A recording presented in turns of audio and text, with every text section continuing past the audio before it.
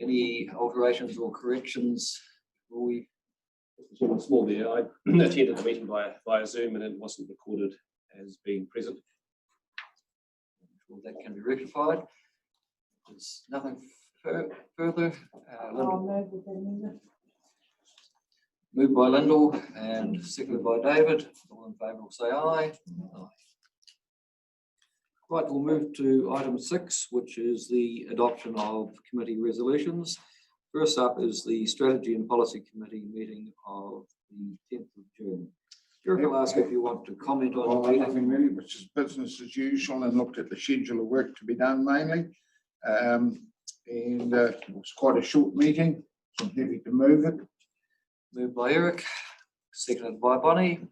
All in favour will say aye. Aye. We'll move to the regulatory meeting of the 10th of June. Neville, would you like to comment on your meeting?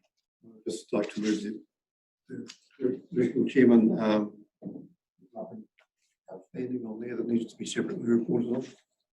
Answer any questions. Moved by Neville, seconded for that. Any questions of Neville? If not, I will put the motion, the recommendation. Second, I think Bonnie seconded it actually. Sorry, I can see, but I probably should have said. All in favour will say aye. Aye. Now move to the Regional Services Committee meeting of June the 11th. And I'll ask Jeremy if he would like to comment at all on his meeting. All pretty straightforward. Main thing, probably from a public point of view, is that the flood banks, I think, as it says there, is not believed there's any high risk of all works being generally still ongoing work, but I think we're pretty good. So, apart from that, and the other thing is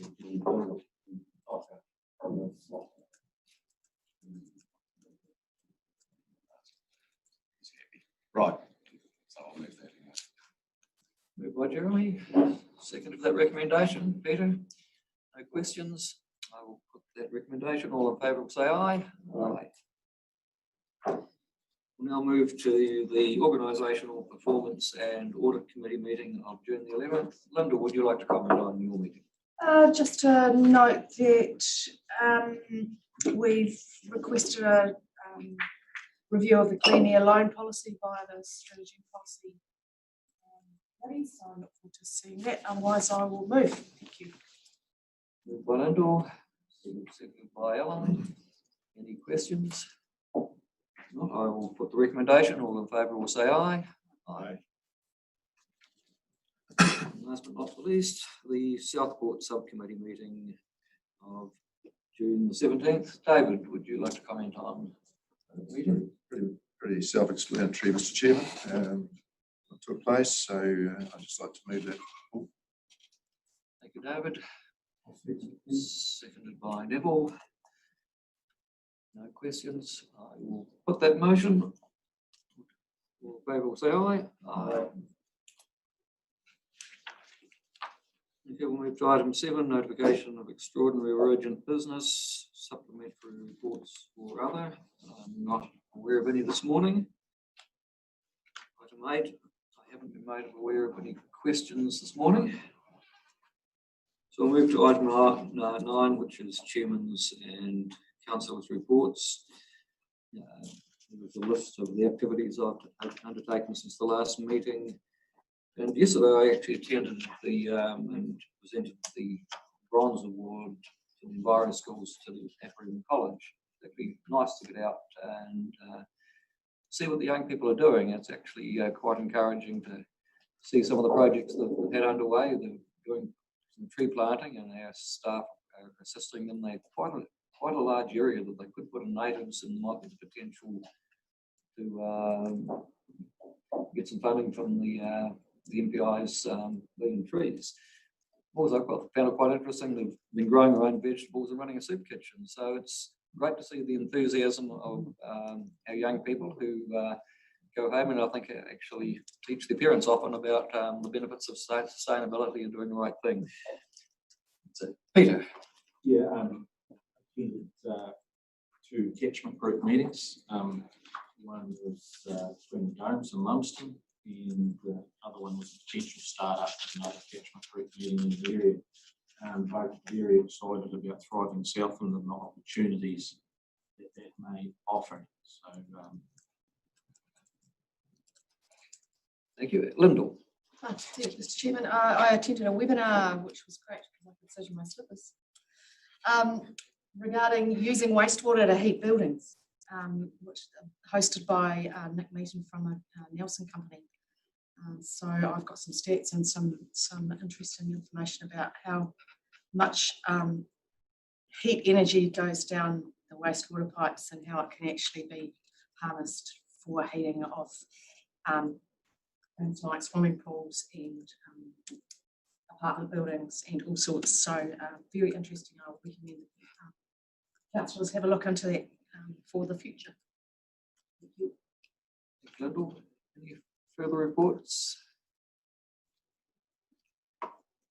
Mr. Chairman, I don't know if you can see, I indicating. Sorry, I'm not looking at the screen. Robert, go ahead. If I could just add a little bit to your report for the EnviroSchools award ceremony at Aparima College. You mentioned the growing of vegetables there, which is very encouraging. Also, Aparima College has put in a heritage orchard representing the apple trees grown by the settlers around this particular area. And it ties in nicely with the primary school, who have a collection of trees from the original John Howell orchard at Thornbury. So it's really good to see the schools linking in with some of those larger community initiatives as well, especially ones that support both heritage and food production. Thank you for that, Robert. And I noticed they do have some quite young fruit trees at the college now too, and the spore that I saw yesterday. So all very good. Any further councillors' reports? If not, would somebody like to move those reports are received? Moved by Jeremy, seconded by Alan. All in favour say aye. Aye. Right, we'll move to item 10, which is the staff report, and item 1 is the Chief Executive's report. I'll hand over to Rob to comment on his report. thank you, Chair. I'll take the report as read. Just a couple of things. I guess, the organisation's now well back into the building and sort of getting back to some sort of normality and getting work done.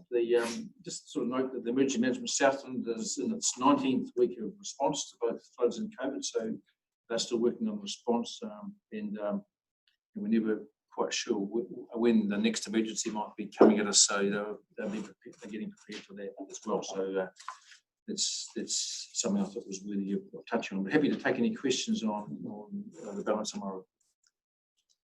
Thank you, Rob. Quite a comprehensive report. Any questions for Rob this morning? Just on the emergency management one, Rob, I take it we're in the recovery phase now, but there's still a reasonable amount of work going on, or is it winding down and handing over to other agencies at this stage? Yes, so there is a sort of handover going on, but there still is a bit of some core work that Angus and his team are still handling. So they're increasingly working with other agencies. Chair. Just to let you know, the social development and other agencies are taking over much of the work that we were doing through the emergency management team.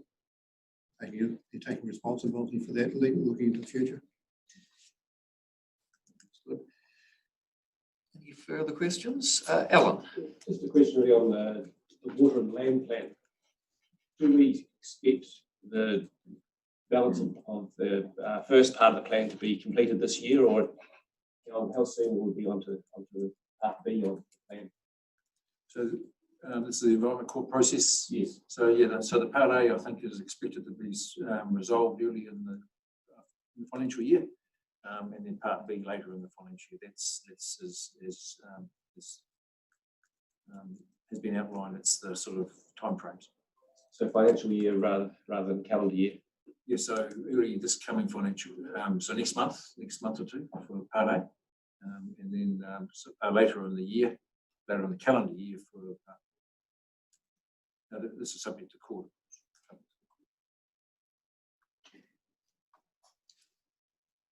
Any further questions on Rob's report this morning?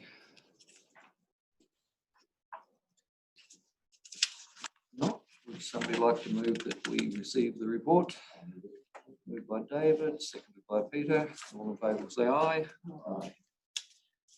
Okay, we will move to item 2, which is the adoption of the annual plan.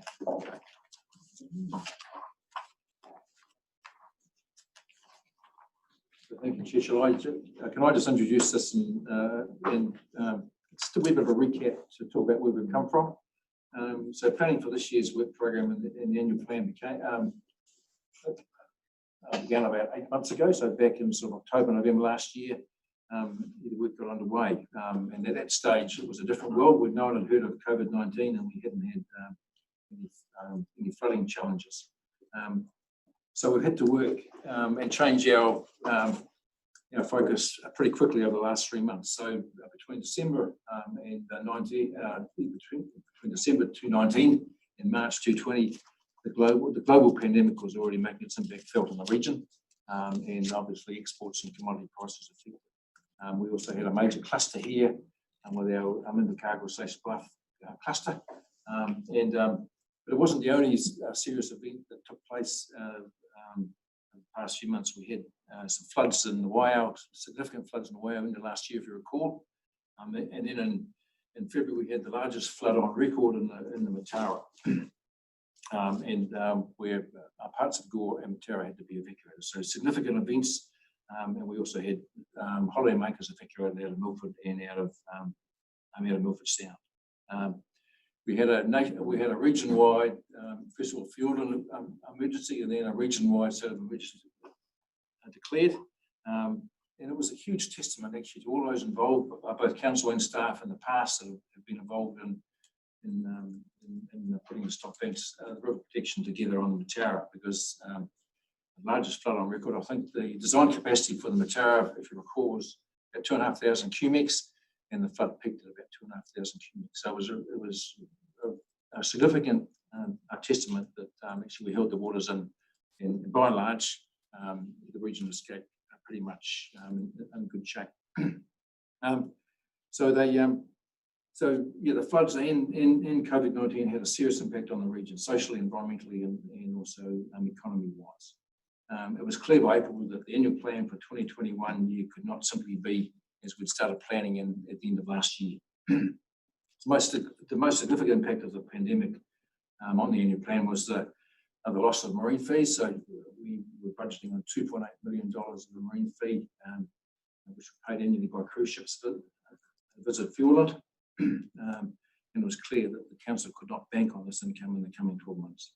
The impact was also felt on the council's investment portfolio, which, as you know, provides a significant buffer to rates increases since 2011. The forecast loss of income due to COVID-19 followed hard on the heels of the need for the council to call on its financial reserves to cover the non-insurable costs of the February floods, which amounted to about $2 million. We're very fortunate to have a strong balance sheet and is able to fund both the uninsurable costs of the February floods and also the projected loss of income forecast for the 2021 year. However, as you know, the reserves aren't limitless, and many are tagged for specific purposes. We need to maintain those reserves at a reasonable level to ensure against future emergencies, as well as to invest to help fund their ongoing operations, rather than to rely solely on rates and fees. So in addition to relying on our reserves to see the council through the coming 12 months, we took immediate action to reduce expenditure to well below the forecast in the long-term plan for 2021. We're careful to do this in a way which doesn't compromise our ability to deliver on the levels of services for the community. In determining the rates for 2021, we were very mindful of the ability of the council, of the community, to contribute to the cost of its obligations to the Southland community and to the standards set by central government. This is why the council is looking at a rate increase of that's below what's forecast in the long-term plan. So we've forecasted long-term plan 5.9, where our proposal is 4.9 for this coming year. Carefully managing our expenditure in the coming year and in future years is going to be a critical part of our strategy going forward to enable the council to move from 2.7 million deficit forecast for 2021 back to a balanced budget by 24-25. So this is a recovery that we're looking at spans a number of years. In navigating the financial recovery from COVID-19, the impact of climate change in the region, the potential for increased flood events, and also emergency management, and the need to also to work harder in the freshwater space, coastal marine environment will demand the council's increased attention. And as the New Zealand economy relies more on the productive sector to drive its recovery, the demands on the council to manage the region's resources while supporting the economic, social, and cultural objectives will be great. So we need to do this in the most effective and efficient way possible. The environmental matters we're facing region-wide continue to require our attention as a council and as a community. For over 150 years, we've been modifying our land and water resources in both urban and rural settings to create a better life for ourselves and a stronger economy for our region. So the council's focus this coming year will continue to be our People, Water, Land program and taking the steps to improve Southland Water and Land as that partnership between Environment Southland and Te Reo. So we can look throughout 2021 to see the regional forum continue its work, and as you know, that the role of that group is to advise the council on methods to achieve community aspirations and goals for freshwater, including the limits we set. We're also sort of focused on progressing the projects that are focused on getting change happening on the ground to improve water quality. So as well as a planning framework, also what's going to make a difference on the ground. So we've got things like the Upper Rim project that we'll continue to support. We'll also be working with the Waituna project and the trust, the charitable trust, and also with their catchment layers and committees with their, for a number of those with their expanded role around the broader catchment management responsibilities they'll pick up. The proposed Southland Water and Land Plan will also continue through its process, and we're looking to have the topic A, which we just touched on previously, the objectives dealt with early in the financial year, and looking to mediate with appealants on some of the appeal points on topic B, the policies and rules later in the year. We also need to be looking and planning for the government's freshwater plan program this coming year. So this has just been announced. We're working through the implications of what that means. So that'll be a part of our work for this year, looking at what are the implications, what else do we need to be doing, how do we accommodate that work with our already challenging work program. So as you know, the details of that program have yet to be announced, but it will have significant implications for the council. There is some work going on between the regional sector and central government around the implementation for that. So I'm really pleased that there is, that's been recognised as a priority for both the government and also for the regional sector to be working together on what is the implementation. So look, there's no doubt this is going to be a challenging year for everyone in Southland and for New Zealand and around the globe of this coming year. And in this period of recovery, the council is committed to building and maintaining a thriving Southland for everyone who lives, works and visits it. We'll be doing our part to balance prudent stewardship of the community's investment and effective, as well as effective leadership and resource management. By working in partnership with Southland communities, iwis and central government, I'm clear we'll be able to meet these challenges that we face. Chair, over to you to lead the discussion and questions on the plan. Thank you, Rob. And this really is the culmination of a significant number of workshops where the issues have been very vigorously debated to actually reach the stage we're at today. We're conscious that in a post-COVID world, money is short, but we also have to balance doing the job we've been asked to. And I'll invite councillors to comment shortly, but I thank them for their debate on the way through. And this, I guess for many of us, simply having a low rate this year that's not sustainable and one going up next year wasn't acceptable. That we need to make hard decisions, and we need to look at doing things in more efficient ways to actually do more for less. And I'm quite sure our staff are quite capable of rising to that challenge. Lloyd Esler, Yeah, an interesting process, and well done, I think, councillors and staff in coming to a probably a compromise between wanting everything and how much we can actually extract from ratepayers without too much pain. So I think the process went well, and the outcome is probably the best one we could get in the circumstances.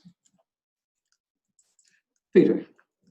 Yeah, thanks to Rob and your team. I know we revisited this on a number of occasions, and look, pre-lockdown and during the lockdown and even post-lockdown we're in now, things are pretty dynamic and moving all around the place, and I think we probably need to revisit our key assumption around getting back to surplus in 24-25, because as we're seeing outside of our country, the world is burning still with this virus. So, and I think it's important to realise too that this rate may not align with the community's expectations, but what does set us apart is that we have to have those reserves intact for the unknowns, and we saw the unknowns, which was the flooding events.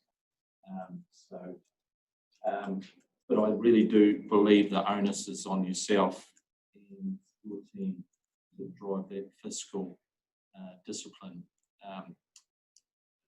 right throughout the organisation. So once again, well done. Other comments? Alan. Yeah, thanks, Mr. Chairman. Just like to make a general comment, really. Looking at the benchmarks that we come very close at 59% of our total revenue, where our threshold, this is for our rates, where the threshold is 60% of total revenue. So, you know, we've only just stayed inside that benchmark. Having targeting our rates, I think is critical. I know it's part of what we're going to be looking forward in the next long-term period, is making them more targeted. But certainly I am concerned by how we've raised the general rate, and looking forward, I think we've got to be more specific with how we target the cost of running the council. And Chair, I guess, you know, as we've talked about, part of our LGP program work is looking at our funding and rating, looking at the points you raised. And this is very much a watershed budget. We will move into LTP discussions very shortly after finalising this budget. Any further questions or comments on the budget or the budget process by anybody else? I'm happy to move recommendations 1 and 2 if you're at that point of view. Mover and a seconder for items 1 and 2. Any further discussion? Wilma.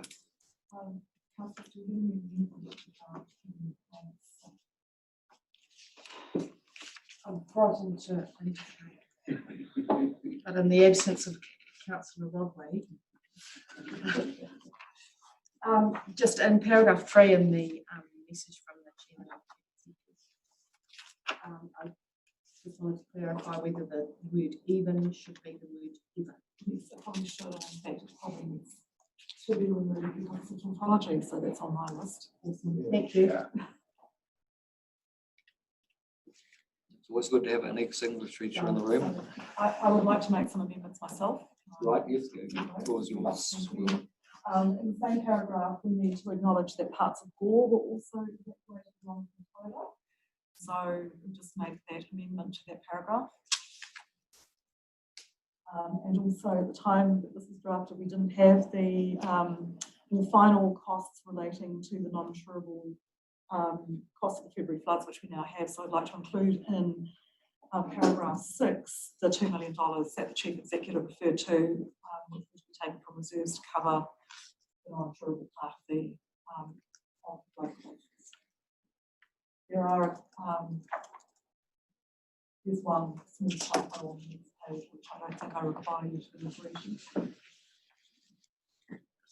It would be useful to just add in that we clause the subject to minor editorial tie-ups, maybe into the recommendation. The movement second, happy to have. Proofreading. Any further comment before we put the motion? I think we will have a number of challenges going ahead. We've set a budget. The shovel-ready projects, there's a good possibility we're going to have to find some extra money going forward. But we do have a strong balance sheet, and I'm sure we have the ability to leverage it if we get opportunities that we certainly get that we can't turn down. If we get offered government money, we need to find a way of doing that. But this gives us a roadmap going forward, and some things may change during the year as we go forward, but we have the ability to adapt. I think quite an ever-changing world at the moment. If there's no further comment, I will put those motions. All in favour will say aye. Aye. Aye. Against? No. Carried.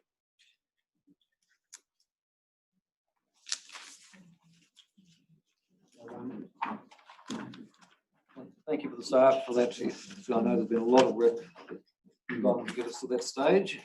And we'll now move to item 3.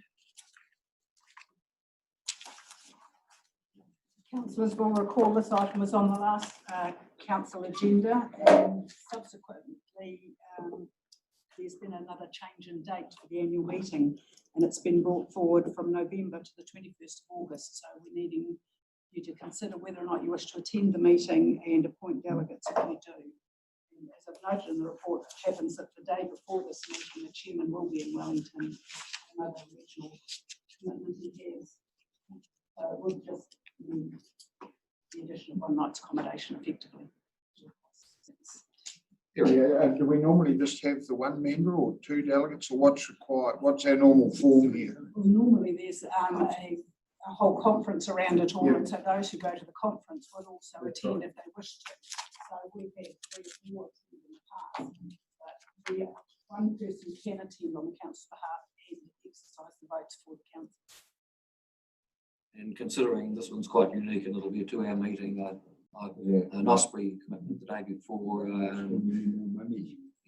With your support, I will attend the annual meeting, and there's a number of remits have come out. I'll ask Jan to circulate them.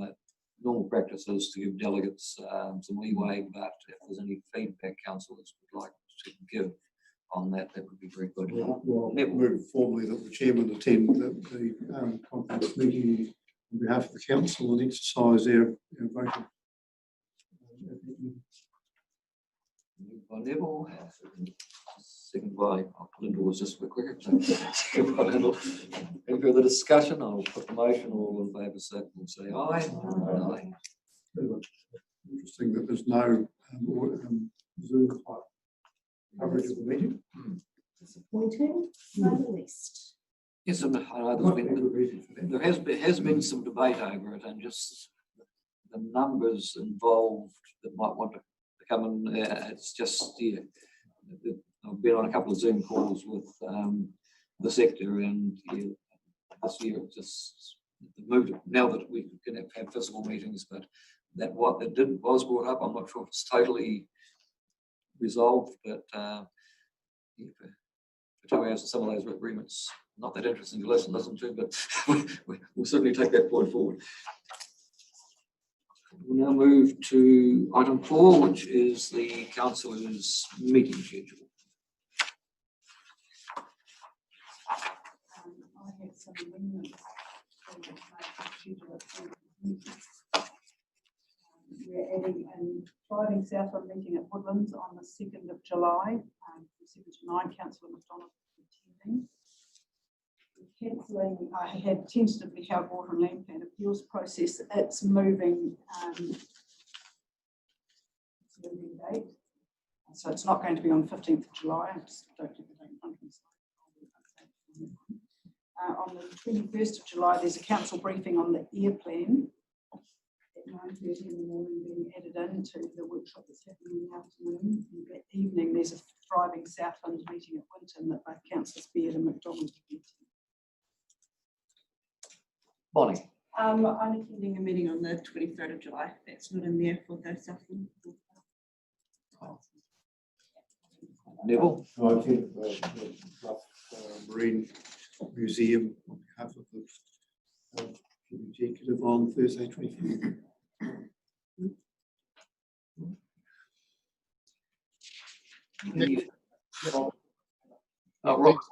Nicole, I'm not sure if Jan has got the Thriving Southland meeting on the 1st of July. I think it is in Riverton.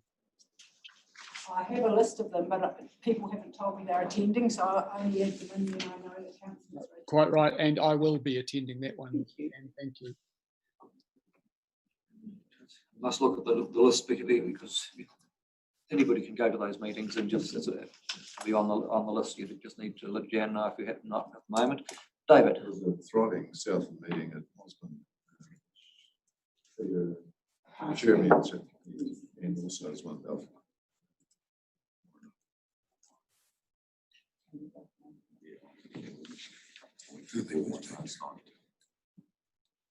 Lyndall. Thank you, Mr. Chairman. There was a Southland Heritage Building Trust. The 25th of June. Add that. And anybody wanting leaves of absence, it's a good time to do it. I have request to leave from the 1st of August till the 7th. David, I'm not sure if I know you're going to Auckland. Have you applied for this? You're away shortly, or is it just? back, Mr. Chairman. I don't think I missed anything. So it's still. Do we still record them anyway, even if there's between meetings? I think probably. Yeah. We could set something down in that time. the 2nd through to the 8th. Mr. Chairman, away between the 4th and the 14th.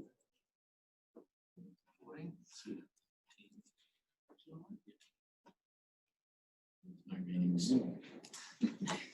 Earlier from the 21st.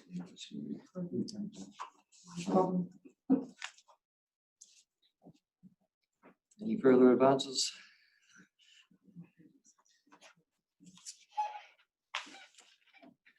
Not, would somebody like to move the recommendation? Moved by David, seconded by Bonnie. All in favour will say aye. We'll move to item 5, the common seal. Moved by Eric, seconded by Lyndall. All in favour will say aye.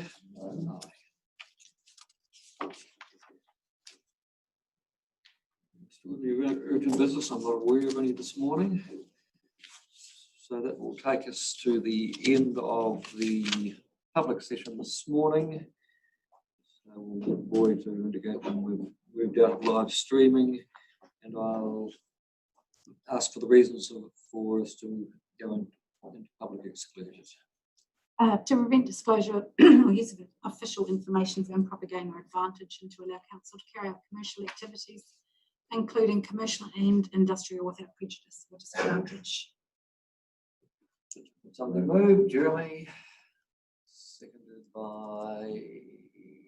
Yep. Say aye. Aye.